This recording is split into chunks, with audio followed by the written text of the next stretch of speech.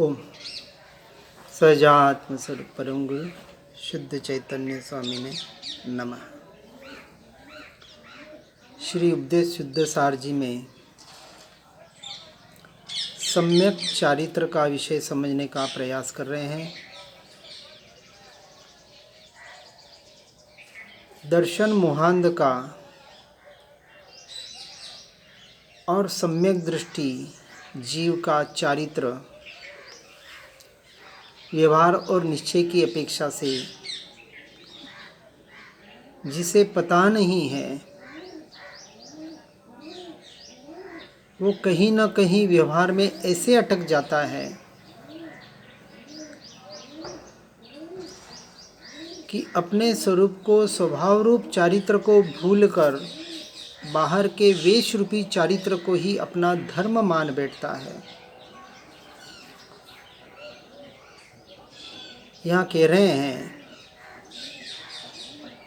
गाथा 229-30 में कि सम्यक दृष्टि का जो चारित्र है वह शुद्ध चारित्र, सम्यक चारित्र होता है। वह अपनी शक्ति, सहनन, पात्रता देखकर बाहर में श्रावक या मुनि का चारित्र पालते हुए, जिसे हम देशवीरति या सर्ववीरति के नाम से भी कहते हैं, शुद्धोपयोग में रमण का उत्साह रखता है। यहाँ विशेष ध्यान ये रखना है अपने स्वभाव पर, स्वरूप पर, ज्ञायक भाव पर या आत्मा पर जो भी कहें, उसमें लीनता रूप चारित्र, उसमें एकत्व करने रूप, जिसे शुद्धोपयोग की रमणता कहते हैं, ऐसे चारित्र के लिए वो बाहर के चारित्र का, व्यवहार का पालन करता है। वह आत्मानुभव को ही चारित्र जानता है। मैं मुनि हूँ, श्रावक हूँ, स्त्री पुरुष आदि हूँ, किसी का पिता पुत्र आदि हूँ। इस अहंकार को, इस मैं मेरेपने को जो पुद्गल के आश्रित है, जड़ के आश्रित है, उसे मिथ्यात्व समझता है, हेय समझता है, छोड़ने योग्य समझता है। परंतु दर्शन मोहान, मिथ्या दृष्टि, इसके विपरीत इस शुद्ध वितराग चारित्र को कषायों के उदय से यथार्थ न समझकर किसी मत का पक्ष रखता हुआ तापसी, दंडी, श्रावक या मुनि का भेष बना लेता है और बाहर से उसी पक्ष में संप्रदाय के अनुसार क्रियाकांड या आडंबर में उलझ जाता है। भीतर के परिणामों की पहचान नहीं रख पाता है। स्वयं की आत्मानुभूति तो उसे होती नहीं है। इससे वह अहंकार से भर जाता है। संसार में हो तो अपने पद प्रतिष्ठा के आधार पर अपना जीवन बिताता है और संसार से त्याग या धर्म क्षेत्र में भी आवे तो भी बाहर के शारीरिक क्रियाओं के आधार पर उसमें धर्म की स्थापना करके पक्षपात में फंसकर वैर, विरोध, हिंसा, अन्याय, अनाचार करता हुआ अपने को धर्मात्मा मानता है। जो सिर्फ धर्म के नाम पर भी मर मिटने की बातें करते हैं, जैसे कोई देश के नाम पर मर मिटने की बात करता है, ठीक है, अपनी अपनी जगह, परंतु वीतरागता का ये वास्तविक मार्ग नहीं है। और ऐसे चारित्र को मिथ्या चारित्र ही कहते हैं, जिसका परिणाम अधोगति ही है। इसलिए सम्यक दृष्टि और मिथ्या दृष्टि के यथार्थ स्वरूप को, उनकी समझ को यहाँ समझने का प्रयास करना है। तो क्या के सम्यक दृष्टि को, बाह्य चारित्र को कोई स्थान नहीं है? तो इसलिए गुणस्थानक को यथार्थ रूप से समझने का प्रयास करना है। निश्चय की बातें करने वाले को जनरली लोग ऐसा समझते हैं कि ये तो व्यवहार का निषेध कर रहे हैं। कहीं भी व्यवहार का निषेध नहीं होता है।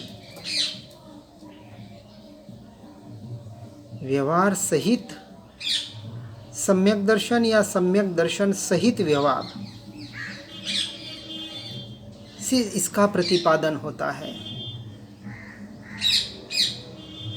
धर्मी की दृष्टि उसके स्वभाव से हटती नहीं है, और यदि यदान कदा कर्मों के उदय से वह दृष्टि वहाँ से हटकर वर्तमान की पर्याय में चली जाए, फिर भी एक समय की उस पर्याय में उसे रुचि नहीं है, एकत्व ममत्व नहीं है, उसमें कर्तृत्व भोक्तृत्वपना नहीं है। और यदि उसमें कर्तृत्व भोक्तृत्वपना हो जाए, एकत्व ममत्व हो जाए, मैं मेरापना हो जाए, तो मिथ्या दृष्टि हो जाए। इसी का नाम तो मिथ्या दृष्टि है। इसलिए सम्यक चारित्र, चारित्र तो सबके है, दर्शन ज्ञान चारित्र के बगैर कोई जीव नहीं है। उसके पहले यह सम्यक शब्द लगाया, और ऐसे सम्यक दृष्टि को भूमिका के अनुसार बाह्य चारित्र होता है, परंतु उस बाहर के चारित्र का, व्यवहार का, वृत्ति का की अपेक्षा या लक्ष्य नहीं होता। उन क्रियाओं को वो धर्म नहीं मान रहा है। धर्म तो एक ही है कि इन क्रियाओं के माध्यम से, चाहे वो शारीरिक क्रिया हो, चाहे स्वाध्याय सत्संग रूप क्रिया हो, जिस भी प्रकार की क्रिया हो, भेद विज्ञान की भी कियोन्य क्रिया हो, ये भी व्यवहार है। इन साधनों का उपयोग करके साध्य ऐसे अपने स्वरूप में, स्वभाव में ही लीन होने का वह पुरुषार्थ करता है। ये सम्यक दृष्टि का पुरुषार्थ होता है। इसलिए बाह्य चारित्र पालन करने वाले कभी मुक्त हो पाएंगे या नहीं, ऐसा भी एक प्रश्न। तो उसको गाथा 231 से 33 में बताते हैं कि आत्मश्रद्धान पूर्वक जो श्रावक या मुनि निर्दोष चारित्र का पालन करते हैं और उसके आधार पर आत्म ध्यान का ही निरंतर अभ्यास करने का पुरुषार्थ करते हैं, वह सम्यक दर्शन पूर्वक सम्यक चारित्र अर्थात आत्मलीनता वास्तविक मोक्ष का कारण बनती है, अर्थात संवर और निर्जरा का कारण बनती है। व्यवहार की अपेक्षा से कर्मों का क्षय होना संवर निर्जरा, और निश्चय की अपेक्षा से आत्मलीनता दोनों साथ में घटित होते हैं, क्योंकि दोनों की धारा अलग चल रही है। एक ज्ञान की धारा और एक कर्म की धारा, दोनों धारा कभी एक नहीं हो सकती, तीनों काल में एक हो नहीं सकती। दोनों धारा स्वतंत्र है, संपूर्णतः 100%। एक दूसरे का निमित्त नैमित्तिक संबंध भले हो, परंतु हर एक का परिणमन इतना स्वतंत्र है जितना मेरु शिखर दूर हो। साथ में रहते हुए एक क्षेत्रावगा संबंध होते हुए भी जब कहा कि एक दूसरे को स्पर्शते तक नहीं, इतनी स्वतंत्रता बता दी, अर्थात आत्म स्वरूप का श्रद्धान, ज्ञान और आचरण यह निरंतर सम्यक दृष्टि के बना रहता है और मिथ्या दृष्टि के नहीं होता। वो बाहर की क्रियाओं पर जोर दे रहा है, उसमें धर्म मान रहा है कि जीवों की ज़्यादा से ज़्यादा कैसे रक्षा करूं। वहाँ एकमात्र लक्ष्य बाहर है, ऐसा नहीं कहा कि रक्षा नहीं करनी है। निश्चय तो कहता कर ही नहीं सकता, मिथ्या भ्रांति में वो जी रहा है। मैं किसी को मार बचा सकता हूँ, सुखी दुखी कर सकता हूँ, कोई मुझे मार बचा सकता है, सुखी दुखी कर सकता है। और इसलिए पर की कृपा पे, कि पर की कोई ऐसी कृपा हो जाए जिससे मेरा काम बन जाए। अरे कृपा तो निरंतर बरस रही है, ये हम पढ़ सुन रहे हैं, क्या कृपा से कम है क्या? और कौन सी कृपा चाहिए? पुरुषार्थ तो स्वयं को करना पड़ेगा,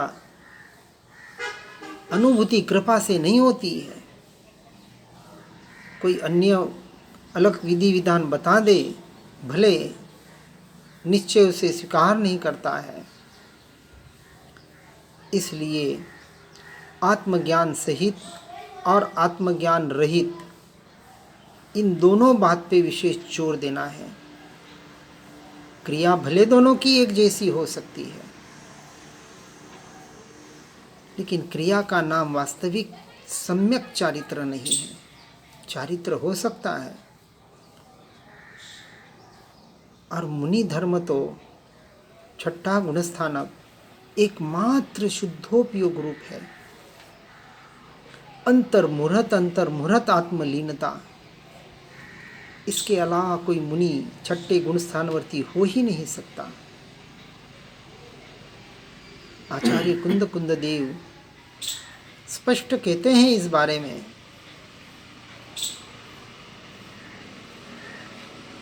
और श्वेतांबरों में भी एक सज्जाय आप स्वभाव की उसमें आता है, शुद्धोपयोग ने समताधारी, ज्ञान ध्यान मनोहारी, कर्म कलंक को दूर निवारी, जीव वरे शिव नारी। अर्थात मोक्ष का एक ही उपाय, शुद्धोपयोग रूप ज्ञान स्वभाव की रमणता। पुण्य पाप रूप शुभाशुभ भाव में धर्म नहीं है, अंश मात्र भी नहीं है। होते हैं, लेकिन ज्ञानी पुरुष इसे संपूर्णतः हेय मानते हैं, अंश मात्र भी उपादेय नहीं मानते। फिर प्रश्न होता है कि बाह्य चारित्र, संयम, तप, त्याग का पालन करने से मुक्ति नहीं है, यह धर्म नहीं है, तो आगम में इनको धर्म क्यों कहा और इसके पालन की क्या आवश्यकता है? तो कहते हैं, साधन और साध्य अज्ञानी मिथ्यात्वी बाल जीवों को जोड़ने के लिए कुछ क्रियाएं बताई जाती है, बतानी पड़ती है, और उसके आधार पर द्रव्य क्षेत्र काल भाव से उनकी रचना होती है, उनकी स्थापना होती है। लेकिन उसे कोई धर्म मान ले तो वो जीव वास्तविक मोक्ष मार्ग तक नहीं पहुंच पाता, क्योंकि आत्मानुभव ही कर्मक्षय मुक्ति का मूल कारण है। परंतु संसार में अज्ञानी जीव पापों में, विषय कषायों में रत रहता है, जिससे पाप बंध और दुर्गति होती है। तो ऐसे दुर्गति से, पाप बंध से बचाने का वहाँ प्रयास किया जाता है, और ऐसे पापों से बचाने के लिए पुण्य रूपी, शुभ रूपी धर्म की स्थापना की गई कि एक बार वो धर्म से जुड़े तो सही, जुड़ेगा तो आगे बढ़ सकता है। इसलिए बाह्य चारित्र का पालन करने से मात्र पुण्य का बंध तो होता है, पाप से छूटता है। इसलिए समझना, अपेक्षा को यहाँ पाप की अपेक्षा से पुण्य को उपादेय कहा, परंतु शुद्ध की अपेक्षा से, मोक्ष की अपेक्षा से, कर्म के संवर निर्जरा की अपेक्षा से पुण्य को भी हे कहने में आया। इस बात को बराबर समझना है और अपनी अपनी भूमिका के अनुसार उसका पालन करना है। जिसे आगे बढ़ना है उसे इस बात का ध्यान रखना है कि पाप से तो सबसे पहले हटना ही हटना है। ऐसा नहीं कहा कि पुण्य को छोड़ दो और पाप में लगे रहो। ऐसे जीव तो भ्रांति में जिएंगे, अधोगति में ही जाएंगे। शुद्ध की अपेक्षा से कथन कहने में आता है और जीव भ्रांति में अटक जाता है। इसमें कहने वाले का कोई दोष नहीं है, समझने वाले का दोष है। आधी अधूरी बातें सुनता है, समझता है, इसलिए या तो क्रिया जड़ हो जाता है या शुष्क ज्ञानी हो जाता है, यथार्थ स्वरूप तक पहुंच नहीं पाता। बहुत गहरा विषय है। मोक्ष मार्ग ऐसा वैसा नहीं है कि कुछ सुन लिया, पढ़ लिया और काम हो गया। पूरी साधना में जीवन होना चाहिए। और साधना संसार में रह के कैसे हो सकती है? जीव संसार से छूटना नहीं पाता और मोक्ष को पाना चाहता है। और कोई संसार से छूट गए तो अपनी आत्मा में रहना नहीं सीखे, आत्मा को समझना नहीं चाहते हैं, क्रिया को धर्म मान लिया। इसलिए वास्तविक तप को समझने की भी जरूरत है। जो तपसाच निर्जराच, निर्जरा का कारण जो 12 प्रकार के तप बताए, 6 बाह्य और 6 अभ्यंतर, उसके लिए गाथा 34-35 234-35 में कहते हैं। वो तपसा निर्जरा छे वो बताया, वो सम्यक दर्शन के पहले या बाद में? बाद में। पहले की बात ही नहीं, पहले की बात ही नहीं है। इसलिए तो कहा मिथ्या दृष्टि के कठोर से कठोर तप भी मात्र पुण्य बंध का कारण बनते हैं, और सम्यक दृष्टि का अल्प तप भी संवर निर्जरा का कारण बनता है। और इसलिए 6 बाह्य 6 अभ्यंतर तप का प्रयोजन सिर्फ और सिर्फ सम्यक दृष्टि के बाद की अवस्था है वास्तविक। इसलिए चौथे में अविरत सम्यक दृष्टि कहा। वहाँ विरति की कोई क्रिया की कोई बात ही नहीं है।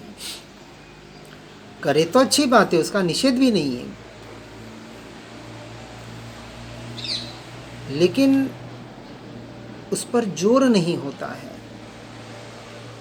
इसलिए कहा कि चारित्र के प्रयोजन से, अर्थात अपनी आत्मरमणता के प्रयोजन से किए जाने वाले उद्यम, वह उपयोग को तप कहा है। इसको ऐसा नहीं कह सकते कि जिसका उपयोग बदलता है उसका योग अपने आप में बदलने लगता है। बिल्कुल कह सकते हैं। जो योग बदला वही चारित्र है। वही चारित्र है, अर्थात योग से उपयोग में आना। पहले से चौथे गुणस्थानक तक योगिक क्रिया है, पूरी मनोवचन काया की ही क्रिया है। अभी उपयोग की क्रिया वास्तविक नहीं है। इसलिए वहाँ जो हम विद्यासागर जी के गए थे, उन्होंने इसी की बात को विशेष किया था। ठीक है कि चौथे से छठे तक वास्तविक शुभोपयोग होता है और 7वें से आगे शुद्धोपयोग होता है। चौथे के पहले शुभोपयोग भी नहीं है, वास्तविक नहीं है, क्योंकि उसने अभी उपयोग को यथार्थ रूप से स्वीकार नहीं किया है। जिस उपयोग का प्रयोग करके अपनी आत्मा में, अपने स्वरूप में लीन होना था, वो योगिक क्रियाओं में लीन हो रहा है। ऐसा नहीं कि वहाँ उपयोग की लीनता नहीं, स्थिरता नहीं। हाँ, स्थिरता नहीं है ना। अंदर जाता है लेकिन स्थिरता नहीं। उपयोग अंदर जा रहा है लेकिन उपयोग को वो स्वीकार कहाँ कर पा रहा है। वो अपने मन वचन काया की क्रिया को धर्म मान रहा है ना, उपयोग को कहाँ धर्म मान रहा है। अपने स्वभाव को उसका उपयोग तो अंदर में जाता है नहीं, वो तो कुछ समय के लिए, कुछ समय के लिए। और जब तक उपयोग अंदर में जाता है तब उसका चारित्र है वो सम्यक चारित्र ही है ना। हाँ, सम्यक दृष्टि के तो चौथे के बाद जितना जितना उपयोग भीतर है उतना सम्यक चारित्र है। बिल्कुल। अब उसके चारित्र की शुद्धि की वृद्धि के लिए, अर्थात अपने उपयोग को स्थिरता की जो वृद्धि करनी है, इसके लिए तो फिर 5वां और 6ठा गुण स्थानक बताया। 5वें में वो आंशिक छूटते जाएगा संसार से। अब उसे लक्ष्य मिल गया कि मुझे संसार से छूटना है। और छूटना इस तरह कह सकते हैं कि 5वें 6ठे में जब वो दाखिल होता है, हाँ, तब उपयोग की स्थिरता जैसे जैसे बढ़ती है, ऐसे 5वें में आता है, ऐसे 6ठे में आता है। वास्तविकता तो यही है कि जैसे जैसे उपयोग की स्थिरता बढ़ती है, पर पदार्थ हेय लगने लग जाते हैं, असार लगने लग जाते हैं, नश्वर लगने लग जाते हैं, और वो सहज पर द्रव्यों से छूटते जाता है। कहता है कि मैं आत्मा हूँ, अजर अमर अविनाशी तत्व हूँ, एक अणु मात्र भी पर में मेरा नहीं है, तो अब मेरा यहाँ क्या काम है। और इसके लिए 7वें व्यवहार को जोड़ा गया कि ऐसा आज हम जीव इतने दृढ़ता तक नहीं पहुंच पाते, तो कहाँ कि अब इस पर से छूटने का साथ में अभ्यास करो। तो पहले लक्ष्य मिल गया और साथ में पर का भी छूटने का अभ्यास होगा, तो वहाँ कहाँ अब नास्ति से और आस्ति से दो पुरुषार्थ बताए यहाँ कि स्व में रमणता नहीं कर पा रहा है और पर से छूट भी नहीं पा रहा है, तो कहा अब पर से छोड़ने का भी अभ्यास करो। तो एक एक प्रतिमा के आधार पर से छोड़ने का अभ्यास बताया, लेकिन साथ में बार बार यही कह रहे कि उसे धर्म मत मान लेना कि मैं इतना त्यागी और मैं इतना तपस्वी। देहाध्यास छोड़ने के लिए, संसार से छूटने के लिए जितना प्रयोजनभूत हो सके वहाँ से वो अभ्यास करेगा। और अभ्यास अब किसका करेगा? अपने में लीन होने का करेगा, क्योंकि अब उसे चारित्र तो पता चल गया कि आत्मलीनता के अलावा दूसरा कोई चारित्र ही नहीं है। तो ध्येय मिल गया उसे, तो वो संसार से छूटता है। और नहीं छूट पाता है तो फिर ज्ञानी पुरुष साथ में फिर व्यवहार बताते हैं कि अब छूटो वहाँ से, वहाँ आपकी जरूरत नहीं है संसार में। क्योंकि देख रहे हैं, पढ़ सुन रहे हैं, आत्मा की बातें सब हो रही है, लेकिन संसार से जीव छूट नहीं पा रहा है। तो जहाँ शुष्क ज्ञानी होने के चांसेस होते हैं वहाँ फिर व्यवहार बताना पड़ता है। तो प्रयोजनभूत ज्ञानी अपेक्षा से सारा कथन करते हैं। अपेक्षा से कथन है? अपेक्षा से ही कथन है कि देखा कि व्यवहार प्राधान्य हो गया, तो चारित्र को प्राधान्य करने के लिए व्यवहार को गौण कर दिया कि व्यवहार से धर्म नहीं है। फिर देख रहे हैं शुष्क ज्ञानी बढ़ रहे हैं, तो केवल शुष्क ज्ञानी से धर्म नहीं है, साथ में व्यवहार होना चाहिए। समन्वय बताया, क्योंकि अभी हम छद्मस्त जीव हैं। क्योंकि वास्तविक संपूर्ण सम्यक एकांत शुद्ध निश्चय की बात छठे गुण स्थानक में होती है, वो अभी हमारी अवस्था नहीं है। दिन भर आत्मा करने की हमारी अवस्था नहीं है। भले हम वानप्रस्थ हो जाए, भले एकांत में चले जाएं, कहीं ना कहीं हमारे मन उपयोग हमारे भटकते रहते हैं। क्योंकि इसलिए तो पांचवें आरे में आए हैं, नहीं तो महाविद्य क्षेत्र में होते अभी। चलो जो भी है, ये व्यवहार की बातें हैं। अपने तो विशेष ध्यान यही देना है कि ज़्यादा से ज़्यादा अपने स्वरूप और स्वभाव की आराधना के लिए जो कुछ प्रयास और पुरुषार्थ कर सकते हैं, जिसे सम्यक चारित्र कहा। मात्र बाहर वेश और क्रिया का नाम चारित्र नहीं है। इस बात को यथार्थ रूप से सुनकर समझकर अपने जीवन को धर्ममय बनाने का प्रयास और पुरुषार्थ करें। इसी भावना के साथ ओम नमः सिद्धम। जिन वाणी के ज्ञान से हो सम्यक श्रद्धान, हो चारित्र महान, पाऊँ पद निर्वाण। स्यद्वाद नय षट द्रव्य गुण पर्याय और प्रमाण, जड़ कर्म चेतन बंध का, अरु कर्म के अवसान का। कह कर स्वरूप यथार्थ जग का, जो किया उपकार है, उसके लिए जिन वाणी माँ को वंदना शतवार है, वंदना शतवार है। ओम।